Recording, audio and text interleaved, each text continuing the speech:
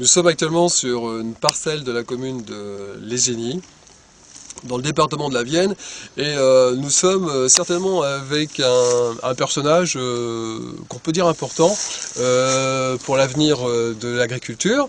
Bon, lui c'est Joël de Chartres, il est quand même en fin de carrière, hein, il a quand même quelques années d'expérience, et l'exploitation aujourd'hui appartient à son fils Stéphane de Chartres, bon, qui est ailleurs dans un autre champ, ou peut-être avec ses bêtes, mais ce qui nous intéresse aujourd'hui c'est c'est cette machine-là, parce que c'est quand même Joël de Chartres qui a décidé quand même que cette exploitation évolue d'une certaine manière.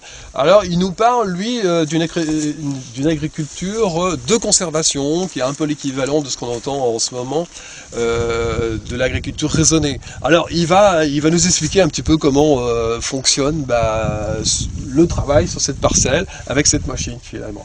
Et on va comprendre, et je vais te laisser parler après, c'est mon intro, qu'il fait de l'agriculture sans vraiment labourer, ou pas du tout. Voilà. Oui, cette machine, ça m'a permis de ne plus labourer.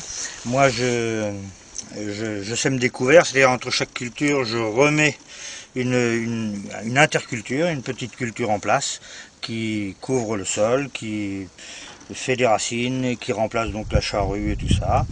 Et cet outil me permet de semer dans le couvert. Quand je vais ressemer du blé, je vais ressemer dans le couvert et voilà. Donc les plantes vont être abîmées, vont recouvrir les graines, et puis mes petits disques vont avoir mis la graine dans le petit sillon qui peut être créé. Et donc c'est en surface, il pleut un tout petit peu, et hop, il y a une bonne germination, ça fonctionne bien. Voilà. Donc ça fait maintenant 7-8 ans que ça fonctionne comme ça, et on est bien satisfait. On maintient les rendements à un niveau correct, même très correct, puisque on arrive même à augmenter les marges, puisqu'on fait moins de dépenses, de traction, de consommation de fioul, de soc de charrue et tout ça. Donc on n'a plus de ces dépenses-là, donc voilà.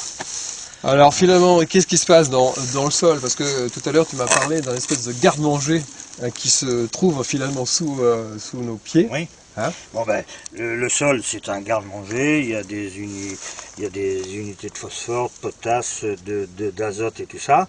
Donc les couverts là que je suis en train de semer vont piocher dans ce garde-manger.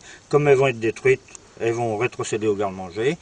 Il n'y aura pas de lessivage, il n'y aura pas de perte par ruissellement, etc. Voilà, c'est aussi simple que ça. Et là, je mets des plantes qui vont aller piocher plus loin que le blé, des racines plus longues, qui vont aller plus profondément, etc.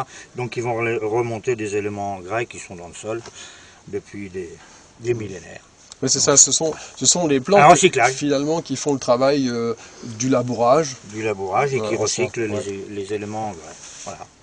Et les vers de terre qui nous font... Aussi, un autre élément très important, les lombriques, les vers de terre.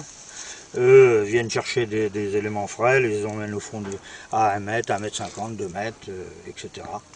Et donc ça aussi crée des galeries, et il n'y a pas de ruissellement linéaire, il y a un ruissellement par les galeries des vers de terre. Voilà. Donc on a un stock d'eau qui est supérieur au terrain travaillé et tout ça. Donc en ce moment on revient sur quasiment 40-50 ans d'agriculture productiviste, avec ta manière de voir les choses, et on s'aperçoit qu'il ne faut pas bouleverser justement cette terre, et qu'il y a dans la nature un ensemble d'éléments végétaux et animaux tels que les vers pour faire ce travail tout en douceur, finalement. Mais tout est dit, c'est bien. Voilà, je pense que j'ai compris. Voilà.